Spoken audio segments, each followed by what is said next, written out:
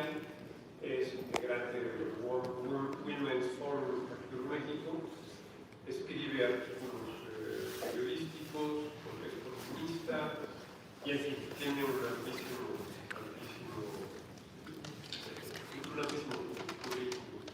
Es coordinadora de la Mesa de Energía de la Coalición Fuerza y Corazón por México, licenciada en Finanzas, maestría en Finanzas y en Evaluación Económica por la Universidad de Barcelona. Y es consejera independiente del IPAC. Por su parte, Víctor Ramírez es doctor en Ciencias por la UNAM, con estudios en materia de Derecho Ambiental, Impacto Ambiental, Cambio Climático. Es un verdadero hombre enciclopédico, dedicado a la gestión del sector energético y ambiental, ha sido asesor regional de la República, director ejecutivo de la Asociación de la Comisión de Energía Solar, ha colaborado con diferentes gobiernos municipales y estatales, es colaborador de muchos medios de comunicación, diarios, noticieros, televisión y demás. Fue galardonado como campeón de la industria solar en 2019 y en el México International Renewable Congress por sus aportaciones. Fue considerado uno de los 100 líderes del sector energía en México por la revista Petróleo y Energía, y en fin, tiene también un impresionante currículum. El tema que vamos a abordar en este panel pues es un tema fundamental para que México pueda cumplir con sus compromisos en materia de reducción de emisiones. Como yo comentaba hace un momento, el sector eléctrico es el segundo sector en importancia en nuestro país en materia de emisiones, porque todavía pues, algo así como el 70% de electricidad se produce con combustibles fósiles, un porcentaje muy alto. Y lo que yo quiero comentar es que el desafío en este sector a lo mejor tiene una barbaridad, pero no parece tan colosal o astronómico como el que pudiera parecer para el sector agropecuario en Brasil o en Argentina. ¿Por qué? Porque aquí las soluciones están a la vista, están en práctica, están en desarrollo, y no solo eso, sino que son más baratas que las energías fósiles. Me refiero a las energías limpias, solar, eólica, probablemente también geotérmica. La energía nuclear no está muy claro que sea más barata, pero también es un componente fundamental para llegar a un sector eléctrico de emisiones cero. México avanzó mucho en el gobierno anterior, en gobiernos anteriores en esta materia. Hubo una inversión en energía limpia extraordinaria a partir de la reforma energética.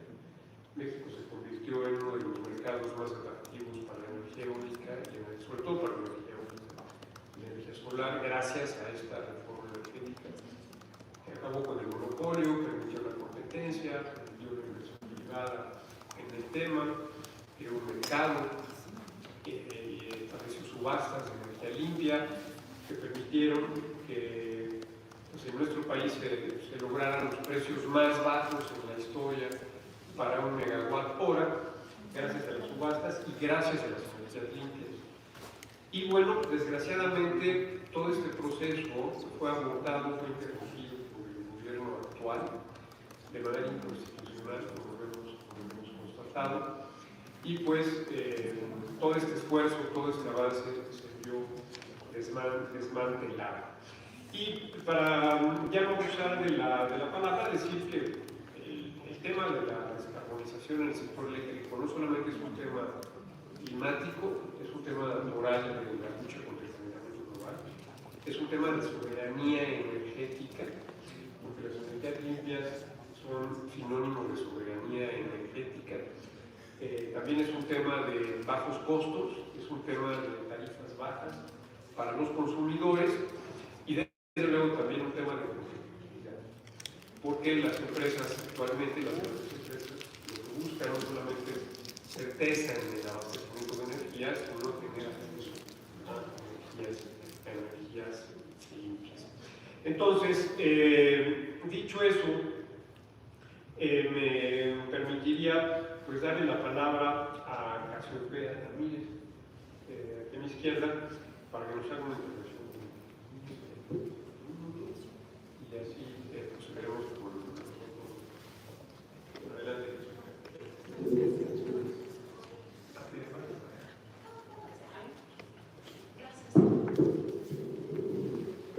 Traje una presentación porque creo que los datos siempre se quedan más grabados cuando están las gráficas ahí de respaldos.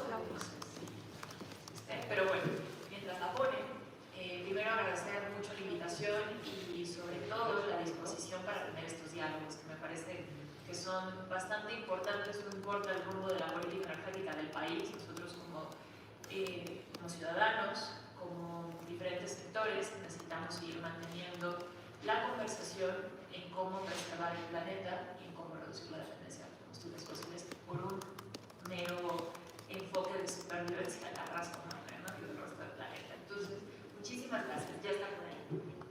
Y bueno, también un gusto estar aquí con panelistas tan destacados. Preparé unas cuantas láminas para hablar de los retos de descarbonización del sector eléctrico y me voy a centrar principalmente en México porque me parece que es uno de los ejemplos que, como bien lo decía el diputado Cuadri, iba por buen camino y de repente nos descarrilamos. Así que, por favor. Empezamos con una gráfica que lo que muestra ahí es la energía libre de emisiones, porque también en México hemos sido bastante creativos en cómo incluir nuevos términos para referirnos a la generación eléctrica en diferentes categorías, ¿no? Tenemos una energía limpia que la verdad hoy sirve para hacer greenwashing porque no es limpia, tiene emisiones y pues eso ha generado, además de diversas discusiones, diversos impactos en que esa energía sea elegible o no, tanto para cumplir nuestros compromisos internacionales de reducción de emisiones como para que sea elegible para que los mismos consumidores puedan cumplir con sus obligaciones de reducción de emisiones. Entonces, lo que destaca ahí en verde, si lo pueden ver, es que solo el 17% de la energía generada el año pasado en el país es completamente libre de emisiones. Es decir, que no hay nada más asociado, no hay CO2, no hay metano, no hay nada. ¿Por qué dejé la hidroeléctrica fuera? Porque la hidroeléctrica, sobre todo la de gran escala, tiene emisiones de metano. El resto que ustedes ven ahí en el círculo en gris son a base de combustibles fósiles. Entonces seguimos teniendo una dependencia muy fuerte sobre los combustibles fósiles, específicamente del gas, y ligándolo con la introducción que dio el diputado Cuadri, esto vulnera nuestra independencia y nuestra soberanía energética porque una gran parte de ese gas es importado de nuestro vecino. Si nosotros sumamos la parte de hidroeléctricas, ahí llegaríamos al 25%, es decir, tampoco hace la diferencia y nos sigue dejando en una dependencia absoluta de los combustibles fósiles para generar electricidad. Y lo importante de esto es que cada vez que consumimos energía eléctrica, estamos metiendo media tonelada de CO2 a la atmósfera. ¿Cómo podemos reducir esto? Y esto me parece que debería de ser el enfoque de nuestra discusión de la planeación de la matriz energética y sobre todo del tipo de modelo energético que buscamos para el desarrollo de nuestra matriz. Siguiente, por favor. Y si vemos a futuro, lo que tenemos es que tanto nuestro presente como el futuro está casado con los combustibles fósiles. Ahí tienen tres métricas, que es el 86% de las adiciones en 2023 fueron a base de combustibles fósiles. El día de ayer, de hecho, escuché un spot de la Comisión Federal de Electricidad en la radio que me llamó mucho la atención, porque decía, la CFE cumple, la CFE prometió hacer el parque solar más grande de toda Latinoamérica, que son 1000 megas en Puerto Peñasco, pero y sí cumplió. La realidad es que de esos 1000 megas que se prometieron, solamente 100 solares están en operación, que están contabilizados dentro de lo que entró el año pasado. Y el resto de la capacidad que entró en operación el año pasado fueron ciclos combinados, es decir, gas. Seguimos aumentando la presencia del gas en nuestra matriz energética. Entonces, ese spot que decía CFE, somos más que energía, somos limpios, etc., no es necesariamente cierto, es bastante engañoso y tendencioso. ¿Y por qué les presento esta información? Porque me parece muy importante que como ciudadanos tengamos acceso a datos reales y que nos ayuden a tomar decisiones, particularmente en el contexto de unas reformas constitucionales que se presentaron esta semana, ¿no? En donde se busca nuevamente concentrar las decisiones de la expansión de nuestra matriz y del futuro del sector energético en una sola empresa empresa que tiene una presencia fuerte en combustibles fósiles y dependencia. El siguiente número es el 87% de las nuevas inversiones en el plan de negocios que publicó la Comisión Federal de Electricidad este año para realizarse entre el 24 y el 28, eso va a ser combustibles fósiles. 87%. Es gas, pero también hay mucho diésel ahí, porque lo que se está planeando es seguir con unidades móviles de diésel para tratar de mitigar la escasez de energía que hay a lo largo y ancho del país. Y luego, si tomamos una foto un poco más macro, considerando esa planeación un poco más de largo plazo que define la Secretaría de Energía, indica que el 54% de las centrales van a ser nuevamente bajo combustibles fósiles, principalmente otra vez gas. Vamos a la siguiente, por favor. Pero ¿cuál es otro de los problemas? Que de hecho esta problemática la comparte México con muchos otros países, y es que no hay transmisión. Para hacer llegar la energía renovable, libre de emisiones a los centros de consumo, necesitamos nuevas áreas de transmisión. No sé si lo ven muy bien, pero me voy a enfocar en el mapa de arriba, y lo que tienen ahí en los circulitos rojos son áreas en donde hay potencial renovable, alto potencial renovable, pero que hay alta saturación de la red también. Entonces, ¿esto qué quiere decir? Que no se pueden instalar nuevos proyectos de generación renovable porque no hay manera de sacar esa energía ahí. Y lo que tienen abajo, que son un balance entre la capacidad que está instalada en el país por región versus la demanda, es que tenemos varias zonas en rojo, es decir, que son deficitarias de energía. Si nosotros lo comparamos con el mapa de arriba, vemos que además lo irónico es que, por ejemplo, la península de Yucatán, que ahí la tienen con un circulito rojo en el mapa y que también está en rojo porque es deficitaria de energía, tiene un gran potencial de energía solar y eólica. Lo que pasa es que no hay transmisión y además no se dan permisos para que se desarrollen nuevos proyectos. Entonces tenemos redes totalmente saturadas a lo largo y ancho del país, y esto ha llevado a que se reduzca la generación de energía renovable en varias zonas.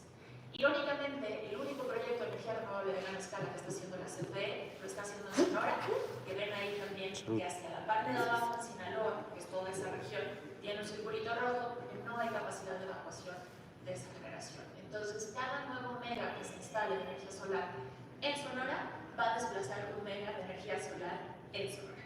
Entonces, no hace mucho sentido hasta que inventamos la transmisión. La otra parte es que seguimos teniendo a la península de Baja California completamente aislada, no se conecta al sistema eléctrico, y la planeación de cómo atender ese déficit de energía que ven en el mapita de abajo en rojo es seguir metiendo gas. Entonces tampoco estamos apostando a una transición energética de las penínsulas en particular. Adicionalmente, un dato que me parece súper curioso: 2022 fue el primer año en que en lugar de subir la generación solar en el país, bajó, debido a las restricciones que se impusieron a la generación de energía renovable por la política energética.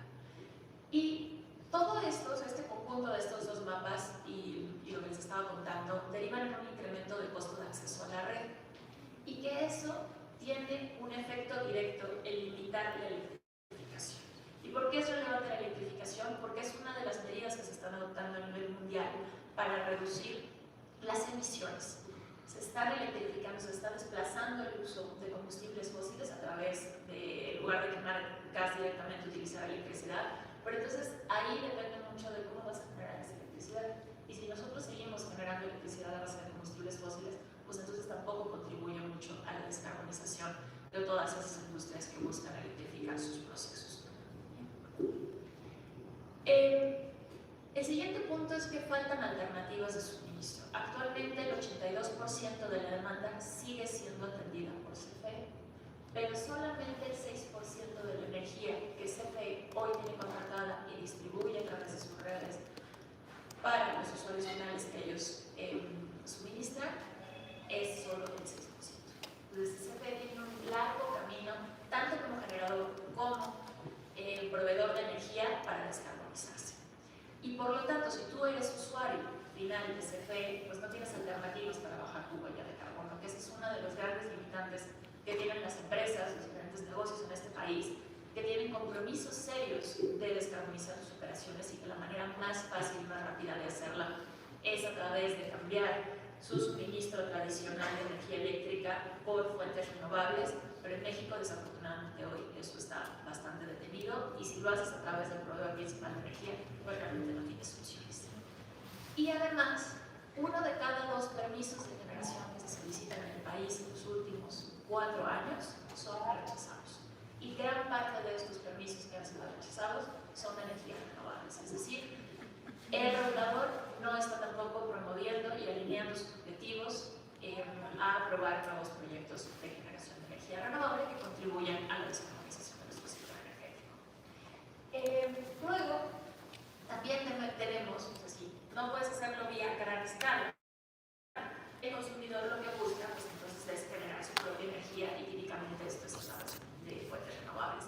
En México estamos a punto de aprobar unas modificaciones a las reglas de energía solar distribuida que van a limitar aún más la participación de actores individuales en la producción de energía solar, es decir, libre de emisiones, y también a un poquito más a gran escala, que fueron las reglas de abasto aislado, que también limitan bastante la participación, y esta figura ha ido de manera importante.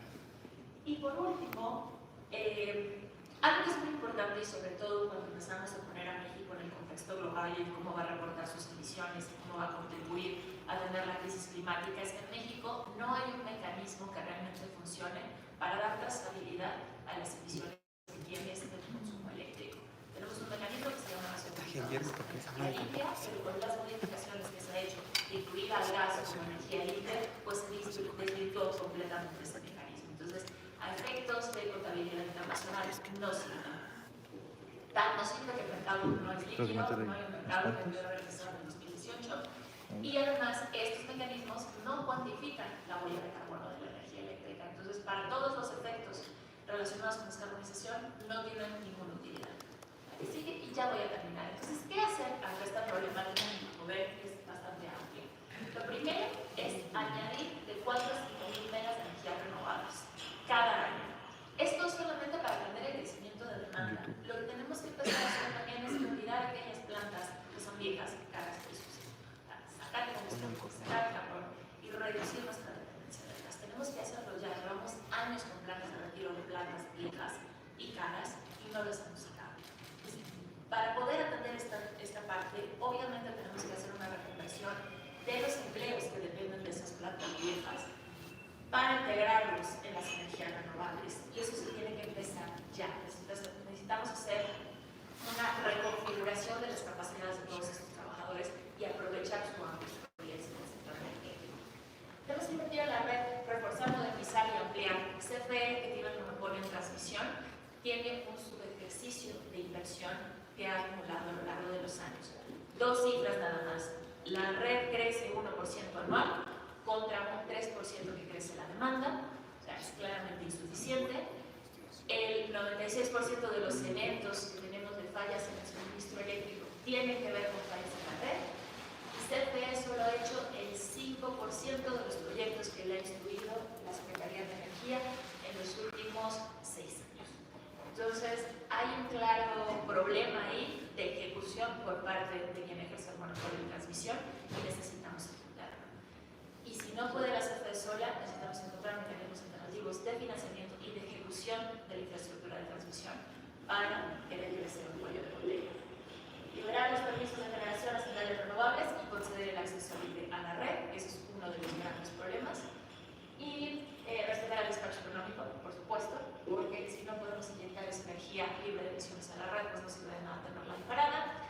Implementar mecanismos de trazabilidad y el precio al carbono. Creo que no pudimos tener mejor panel después del anterior, porque nos pusieron la mesa a los argumentos que vamos a presentar en este panel. Particularmente, si no ponemos precio a las emisiones que está generando el sector energía, no vamos a dar la señal correcta de cuánto cuesta seguir dependiendo de los combustibles fósiles para atender nuestra demanda eléctrica, que además, si atendemos a las tendencias internacionales, se va a replicar en los siguientes años.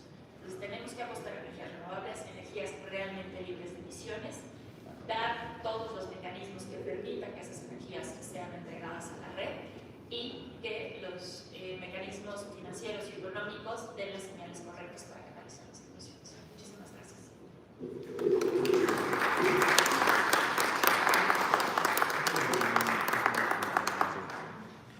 ahora tendrá la palabra. Muchas gracias. Buenas tardes, un enorme gusto estar aquí. Muchísimas gracias por la invitación y de con ustedes algunas ideas. Aquí el gran reto que tengo es cómo hacer para no repetirme con Casiopea. Los retos están muy claros puestos, pero bueno, si les fueran tan amables de poner mi presentación, voy a tratar de orientar esta conversación, no tanto en los números que coincidimos, pues, sino me parece que la única manera de no repetir los errores históricos es conociendo qué pasó, teniendo una idea más o menos de cómo llegamos hasta aquí. Muchas gracias. Entonces, si podemos, la primera que traigo es, ¿cuáles son los principales retos? La que sigue, por favor.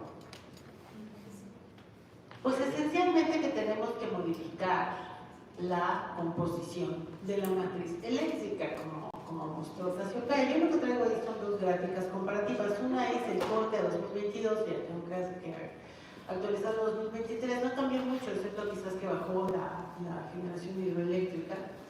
Pero lo que me interesa es comparar contra la NDC calculada por sociedad civil que se mencionó hace un momento en uno de los comentarios, que nos plantea lo que dice la sociedad civil, insisto, en este cálculo, es el que tenemos, y realmente no, el gobierno no se tomó la molestia de calcular la NDC. Entonces, bueno, ¿qué tenemos ahí? Un que dice que tendríamos que modificar la estructura de nuestra matriz eléctrica para que al menos el 50% de la misma sea, esté representada por energía limpia. Hoy en esta foto, que ustedes ven ahí sí yo, haciendo estricta justicia a la definición de energía limpia sin incluir las hidros. Tenemos en esa foto vamos a ponerle así, un 25% de la matriz de energía limpia, de los cuales la mitad, en 2022, la mitad es energía producida por hidroeléctricas. Y yo no tengo que decirles a ustedes que México enfrenta una de sus más graves crisis hídricas de la historia. De forma tal que pensar que la vamos a poder resolver vía la generación hidroeléctrica, parte del reto, pues resulta honestamente muy difícil de aceptar. Entonces, el primer reto es, sí, tenemos una matriz eléctrica altamente concentrada en fósiles, ¿qué hacer para descarbonizarla? Insisto, tomando como válida la NDC de sociedad civil y llevarla entonces por un lado, un 50% de participación de energías limpias y por el otro, que esos fósiles que se van a mantener ahí, pues efectivamente operen, vamos a decirlo así, de la manera más limpia posible. La que sigue, por favor. Uno de los temas, y aquí es donde me interesa, destacar la historia, es cómo rompemos esta inercia. Es cierto, la reforma 2013, los mecanismos de subastas de largo plazo, fueron un mecanismo muy exitoso que permitió la penetración muy rápida de grandes cantidades de energía renovable. Sí es cierto. Pero permítame detenerme aquí. El sistema eléctrico nacional, empieza su configuración en grandes dimensiones a mediados, poquito después del siglo pasado. ¿Con qué contaba el sistema eléctrico nacional a mediados del siglo pasado? Por un lado con hidros, sin duda, en un esquema en donde no teníamos esta amenaza hídrica, y por el otro lado, pues como en el resto del mundo, la presencia de combustibles fósiles, específicamente combustible que producía Pemex, pues bueno, fue una solución en ese momento para electrificar el planeta. Las dos empresas del Estado están vinculadas históricamente por el combustible que producía o sigue produciendo Pemex en sus refinerías y que permitía, que la CFE pudiera quemar y llevar energía eléctrica al país. ¿Se consiguió el objetivo? Sí, se electrificó México. México está electrificado, en este indicador podemos discutir si es suficiente o no, pero electrificado está México prácticamente, el 99% de los mexicanos tienen energía eléctrica. Entonces, ¿Qué sucede aquí? Este sistema eléctrico, concebido a mediados del siglo XX, opera, lo voy a poner en estos términos, con energía firme todo el tiempo. Así está diseñado, no fue diseñado para cargas, para inyecciones variables de energía. Esto ocurre o empieza a ocurrir conforme el siglo se empieza a acabar. En esa lógica, la CFE, muy consciente de la necesidad de avanzar en la transición, toma una decisión, para ser absolutamente honesta, digamos, la de menor esfuerzo, como es racional. Migra hacia gas natural. Decide cambiar el combustible hacia el gas natural. Cuando, hacia por ahí de los 90, digamos, el gas natural explota en el mundo y nadie cuestionaba en ese momento que era el combustible de la transición energética. Hoy ya nadie se atreve a decir eso, creo, pero en los 90 sí. Y es ahí cuando, acompañado de una serie de reformas legales en México, la CFE empieza a decidir, pues sí, tengo que migrar. Por muchas razones, era más barato además, había un control monopólico, el control monopólico, o sea, a menos que uno tenga el monopolio no le hace nadie, gracias a nadie, que exista otro intentando venderle el precio. Y sí, la verdad es que la CFE estaba atrapada por el monopolio de Pemex vendiéndole combustible. Bueno, ese es entonces, bajo esa lógica, continúa el desarrollo del sistema eléctrico, bajo la lógica de el gas como energía firme, sin tanta variabilidad.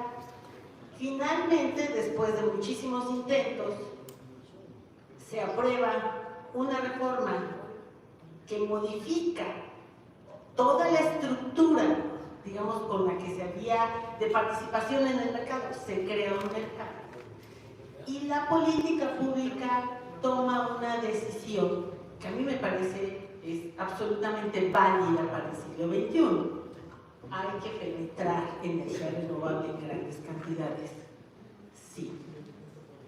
Sin embargo, esta misma política pública no fue capaz de impulsar las adecuaciones tecnológicas que el sistema eléctrico mexicano requería para ir absorbiendo, ya no digamos las renovables, sino el crecimiento tan importante de la demanda que tuvimos. Por las razones que quieran, no se desarrolla el sistema eléctrico en términos de transmisión, voltaje, control de frecuencia, y la demanda sigue subiendo y se empiezan a agregar renovables. Insisto, el diseño del sistema eléctrico nacional no se adecua a estas nuevas necesidades. Vuelvo a repetir, independientemente de quién sea la responsabilidad, no se hizo. Y de pronto, en esta, digamos, viene el cambio de gobierno y viene una política pública que no solamente no se ocupa de resolver esa importante variable en la ecuación, de adaptar, de invertir, de promover la inversión en el sistema eléctrico nacional para que permitirnos absorber más generación variable, porque sí representa un cambio respecto a cómo se diseñó originalmente. Llega esta nueva administración con una visión totalmente contraria, permítanme hacer un juicio de valor, con un objetivo único de control político. Y entonces decide que la CFE y su director general, que es un hombre claramente formado en el siglo XX, tome control del sistema eléctrico nacional, tome las decisiones que tomó, nos concentró más en gas, decidió cancelar todos los proyectos de transmisión, no se ocupa, porque no se ocupó por la razón que sea, de adecuar el sistema eléctrico, buscar el financiamiento, las soluciones para que el sistema eléctrico, insisto, se fuera adecuando ya para una carga, para una inyección mucho más variable. No se hace, punto. Nos regresa La demanda, viene el COVID, alguna cosa ahí, pero finalmente la demanda retoma, nos alcanza, estamos viviendo todas las consecuencias del cambio climático, el crecimiento salvaje a la demanda que vimos el año pasado en la demanda pico de un 10%, eso es algo completamente normal, que seguramente, digamos, la expectativa es que este año la demanda pico sea mayor. Entonces, esta es la historia con la cual nos, digamos, en medio de este discurso populista, nacionalista, alejado completamente de una realidad climática, hoy nos lleva a una tensión efectiva, real, entre los técnicos que operan el sistema eléctrico nacional, que están auténticamente preocupados porque estamos detenidos de alfileres, y la necesidad que tenemos de retomar el camino ahora a una velocidad mayor, teniendo por lo tanto que hacer de golpe, lo pongo en esos términos, todas las inversiones necesarias para adecuar ahora sí el sistema eléctrico a absorber mucho más energía variable y tomar una decisión importante, que es cómo vamos a aprovechar lo que este país, nos guste o no nos guste, ya invirtió en gas natural. 12 plantas nuevas detonadas en esta administración, sin concurso de manera opaca, saber Dios cuánto nos va a costar, sí, pero aquí están. Y ahora, desde mi punto de vista, ustedes qué opinen, pero no podemos andar repitiendo la historia del aeropuerto internacional. Entonces, esas plantas, señoras y señores, las vamos a pagar todos nosotros con nuestros impuestos, se usen o no se usen. Ergo, hay que buscar la mejor manera de aprovecharlas. Esta es la historia, en esto estamos. ¿Qué es entonces lo que hay que hacer? Bajar el volumen. Regresar a la ciencia, que escuchaba yo hace un momento en el panel anterior. Regresemos a la ciencia, a la tecnología, a la discusión civilizada. Olvidemos los adjetivos, vámonos por los sustantivos. ¿Queremos una matriz eléctrica limpia? Sí, la queremos, sin duda. Y aunque, vamos, si no la quisiéramos, de verdad estaríamos atentando, como decía Casiopea, a la vida humana propia. Nadie en su sano juicio puede defender, digamos, el que se mantengan las cosas como están. Tenemos que avanzar, sin duda, sin prejuicios, sin discursos populistas, sin dejar de lado el falsísimo dilema de si le toca al Estado o a la iniciativa privada. El tamaño del reto es gigantesco, le toca a todo el mundo al mismo tiempo y sobre todo, y con esto termino, sobre todo con una voluntad unificada, un solo país, un solo proyecto, todos hacia el mismo lado. Se trata de que México crezca y se trata de defender la vida humana. Con eso termino. Muchas gracias.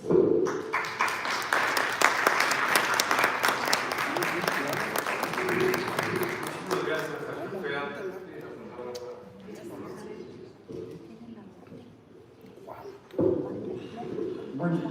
Buenas tardes ya.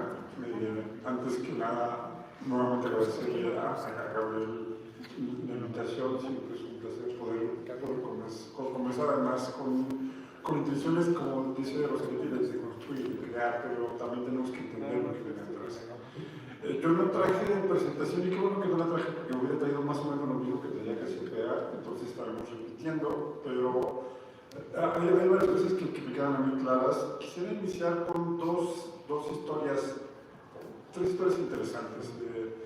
Y la primera es, hace 40 años, hace 30 años, algún investigador me decía que si construíamos un parque solar del tamaño de la Ciudad de México en el desierto de Chihuahua, teníamos energía suficiente para todo el país. El problema, técnicamente eso es imposible, suena como un sueño interesante. Es imposible por todas las complicaciones de transmisión que eso significaría, por asuntos de inercia también, de inercia en la red eléctrica, pero a lo que sí se quiere llegar es que el potencial para poder tener una red descarbonizada se tiene. El segundo punto es platicar cuando tenemos un problema muy bien diagnosticado, yo diría hasta sobrediagnosticado. Y el mejor ejemplo es que en el Parlamento Abierto de la Reforma Constitucional me tocó un debate con alguien que sabe muchísimo sobre transmisión y redes eléctricas. Curiosamente, él hablaba de que se necesitaba más inversión privada en transmisión, pero lo mandaron a defender una reforma que bloqueaba la inversión en transmisión. Pero más allá de la obvia contradicción que tenía al finalizar, ya tras bambalinas, al finalizar el debate, me dice, es que la verdad es que no estoy de acuerdo con la reforma, pero pues me mandaron a decir esto, ¿no? Entonces, y él se hablaba de que se necesitaba más transmisión, que se necesitaba por razones de costos aprovechar todo el potencial, y esas son como que las dos primeras historias, y la tercera es una clave que poco se ha abordado, pero que es súper importante. En 2009, cuando vino una reforma energética, la Academia Mexicana de Ciencias organizó un foro en sus oficinas, y en el foro una de las exponentes fue Claudio Sheinbaum. Claudio Sheinbaum estaba proponiendo o hablando del sistema Metrobús, y un estudiante de maestría, mi hermano, le hizo la pregunta de ¿por qué no hacen de una vez el Metrobús eléctrico? Y la respuesta de Claudia fue porque es lo mismo contaminar con una central de combustorio, que era lo que se pensaba, que quemar diésel en los carros. La realidad es que la eficiencia de los autos eléctricos es muchísimo mayor, utilizan muchísimo menos energía, pierden menos energía los autos eléctricos. Entonces, solamente pensar en eso y que en algún momento la generación iba a cambiar, tenía sentido cambiar el asunto con movilidad eléctrica.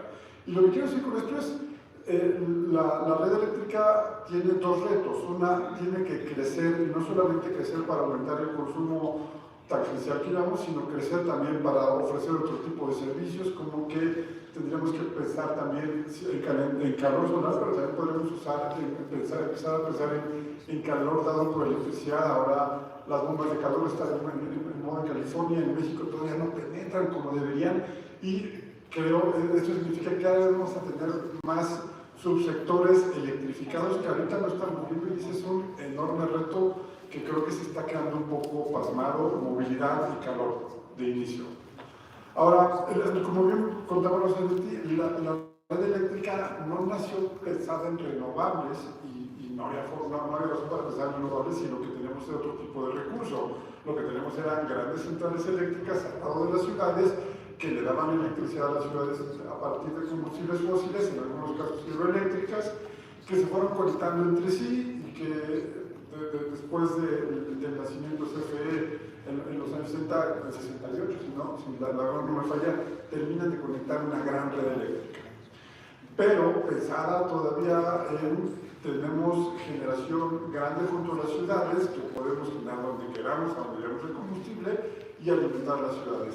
El problema es que, si bien todo el país es solar, hay una parte un poquito débil al norte de Veracruz, pero todo el país, absolutamente todo el país donde pongas un panel solar, vas a generar, aunque esté medianamente nublado, vas a tener un potencial de radiación bastante impresionante. Hay sectores como el eólico, que lo tienes mucho más focalizado, y además con patrones de generación muy distintos. Por ejemplo, tienes en el istmo de Tehuantepec, que generas de las 9 a las 5 de la tarde, pero también tienes Zacatecas, que generas de las 5 de la tarde a la 1 de la mañana, o tienes la península de Yucatán, que genera de la 1 de la tarde a la 1 de la mañana. Entonces tienes diferentes fuentes de la misma energía alimentando una red eléctrica. Un concepto clave de la red eléctrica es que la mejor definición de red eléctrica de este concepto me la dio un trabajador de CFE hace años, que me decía: son como los chicharrones de la primaria, los preparas y te los comes, no te sirve guardarlos. Entonces, igual, la red eléctrica, la energía eléctrica la tienes que consumir, más bien que generar en el momento en el que se consume, y ese es el gran reto.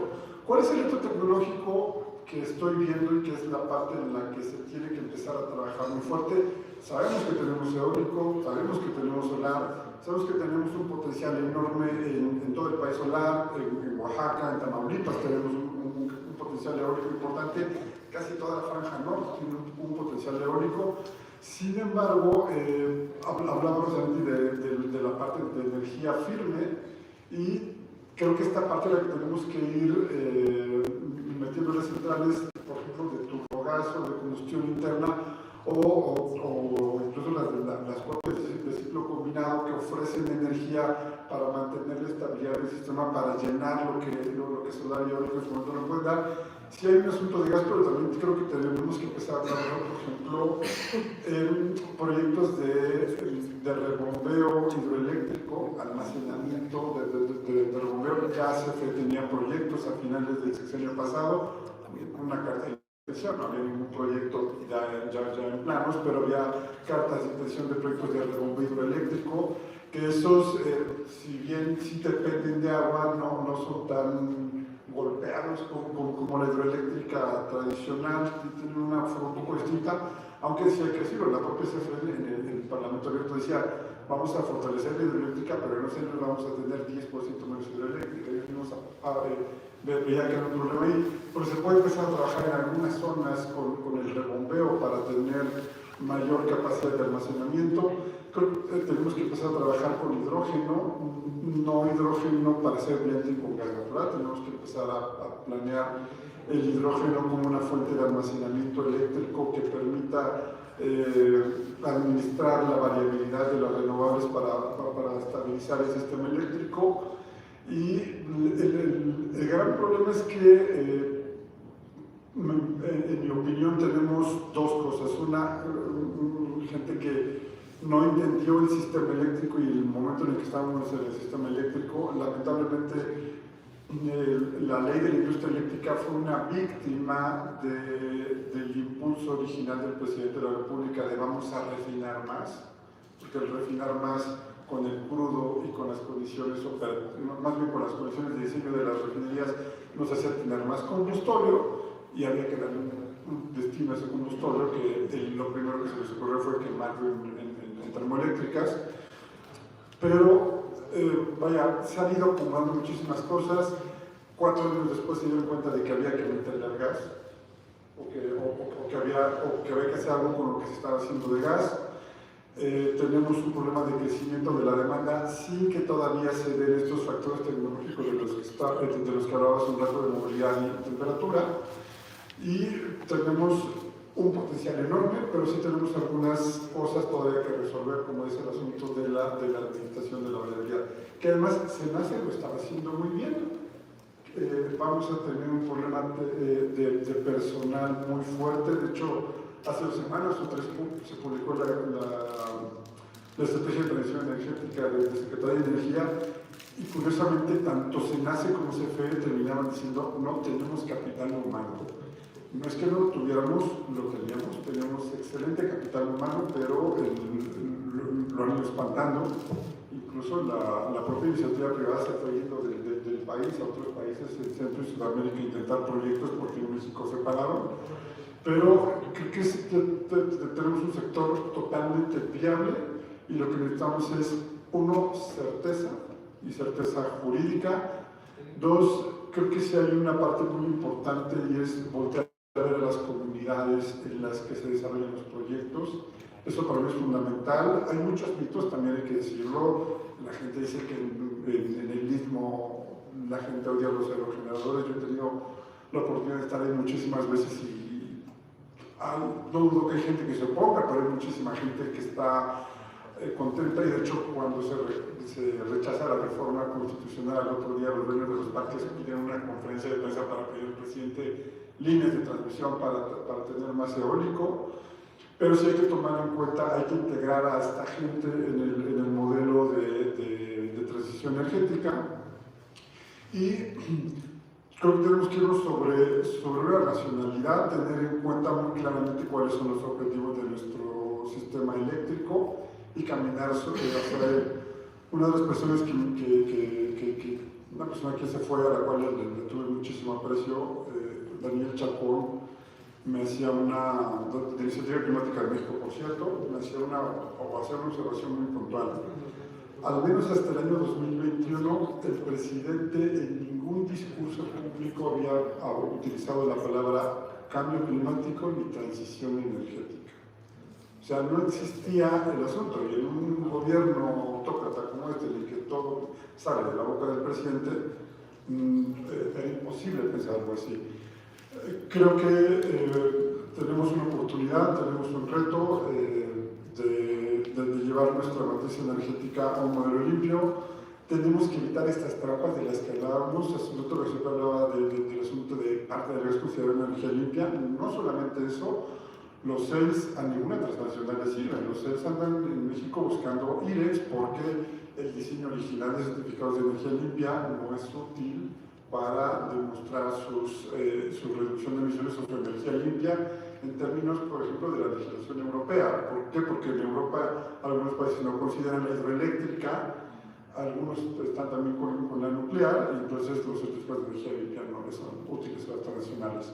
Hay que revisar los cambios, como bien decía Roberto, no hay que hacer lo que se hizo con el aeropuerto. Hay que revisar, por ejemplo, qué parte de lo de gas natural se puede adaptar para hidrógeno, para ir bajando la huella de carbono también en ese punto. Pero entramos sí en una discusión tecnológica de qué sí se puede, y el gran reto, creo yo, el mayor reto a nivel gobierno va a ser qué hacer con la gente de Pemex y qué hacer con la gente de CFE que no sea capaz de integrarse a esta transición. Y aguas porque son casi 200,000 personas o 200,000 familias que dependen de esto y con las que hay que ir trabajando. Ahora, ¿quién podrá intentar meterse al tren de la transición? Pero no estoy seguro de que todos, y este creo que es el mayor reto a nivel de política pública para la transición, no solamente del sistema eléctrico, sino del sector energético mexicano. Y creo que hasta ahí quedo. Muchísimas gracias nuevamente por la invitación.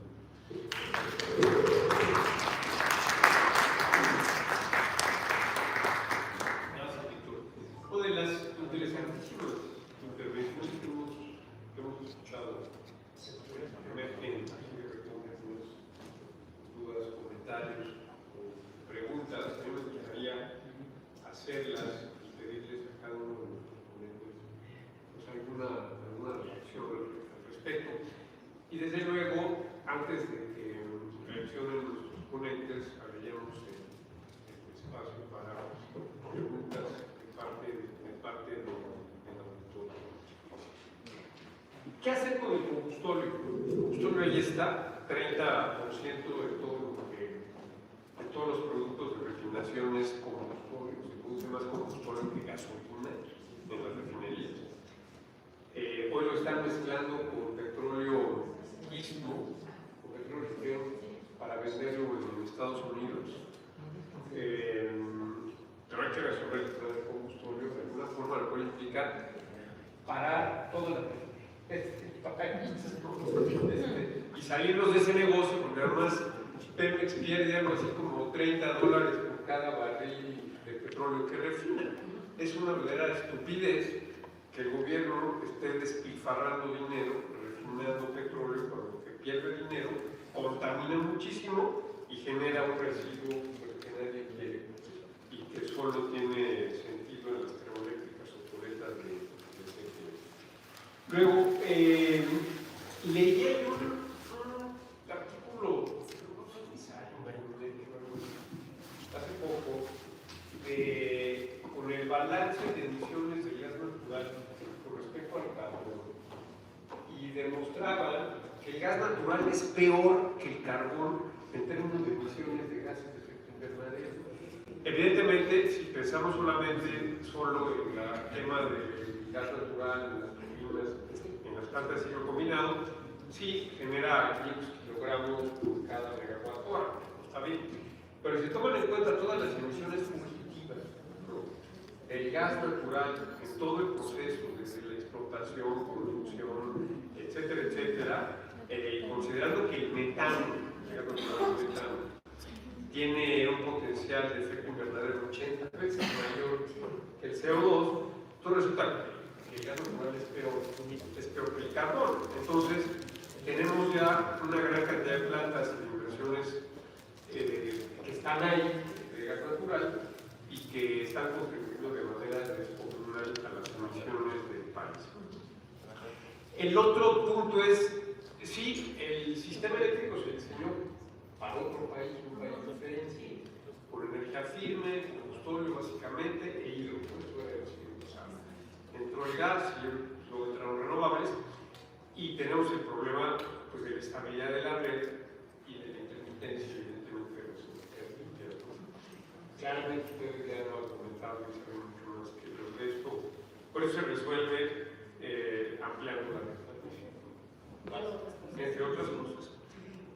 Además, yo diría, hay otra serie de opciones. ¿A ustedes qué les parece? ¿Qué perspectivas de almacenamiento? Crear centrales de almacenamiento a base de baterías de litio. Necesitamos tal vez hidroeléctricas reversibles.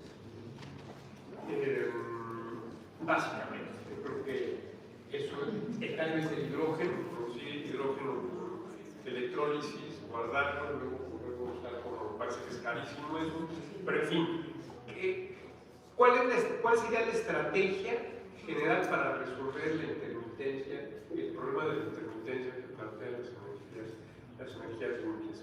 Y por último, un par de cosas rápidas. Energía nuclear. ¿Qué piensan de eso? ¿Cómo la ven? Francia está reactivando su industria nuclear, va a arrancar la construcción de 8 centrales nuevas. En China están en construcción 20 centrales nucleares, además de que ya tienen 55. En la India, en Corea, en Finlandia, en Gran Bretaña, en Estados Unidos, en todo el mundo hay un reconocimiento nuclear. ¿Qué va a hacer México en ese sentido?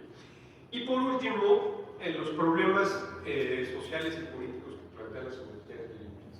Son intensivas en el uso de la tierra. Las centrales eólicas tienen muchísima tierra, las centrales solares también. Las geotérmicas, ¿no? ¿Qué es el otro tema? ¿Por qué no le damos tanta atención, perdón, a las geotérmicas? Pero en fin, hay que resolver esos conflictos, porque si no, esto va a ser un enorme piedra en el zapato para el desarrollo de las energías limpias en el país. Cómo atender las protestas legítimas, las exigencias legítimas de los dueños de la tierra, que son básicamente ejidos y comunidades, pero cómo atender el chantaje y la explotación que existe y hemos visto que está adicional en el campo mexicano. Yo aquí lo dejaría. Si me están de acuerdo, abriríamos una ronda de preguntas y al final pediría sus reacciones al respecto. ¿Alguien tiene alguna pregunta?